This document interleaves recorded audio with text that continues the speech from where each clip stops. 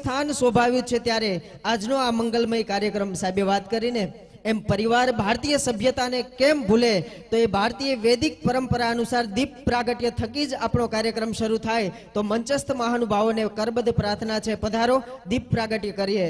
સ્વયંસેવકોને વિનંતી કરીશ, દીપ પ્રાગટ્યમાં સહાયરૂપ થશે. અને આપણી ભારતીય સભ્યતાનું પ્રતીક એટલે દીપ જ્યોતિને અહીંયા આપણે આહુત કરી અને દાદાને રાજી કરીએ. जलना अपने भीतर जलना, ज्ञान की साधना में जलना, तुम सूरज बनो ना सही लेकिन एक छोटा सा दिया जरूर बनना. आ पंक्ति अपना युवा श्रेष्ठीओने लागू पड़े छे कि नानकड़ो दीपक शुं न करी शके, कि एक नानकड़ो दीपक कदाच समग्र सृष्टिनुं अंधारुं न हणी शके पण पोतानी आसपास रहेलुं अंधारुं ए अवश्य दूर करी शके.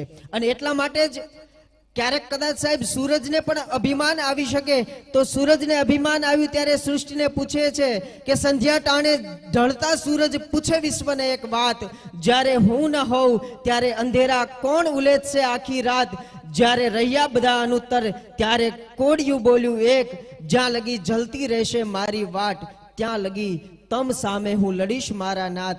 आ आपड़ा मोटका परिवारना दीवड़ाओ छे जे समग्र समष्टिनी अंदर पोतानो उजास दादानो प्रकाश फैलावी रह्या छे. जबरदस्त तालीओथी आ दीप प्रागट्यने आपणे वधावीए. शुभम करोतु कल्याणम आरोग्य धन संपदः, शुभम करोतु कल्याणम आरोग्य धन संपदः, शत्रु बुद्धि विनाशाय दीप ज्योतिर्नमोस्तुते.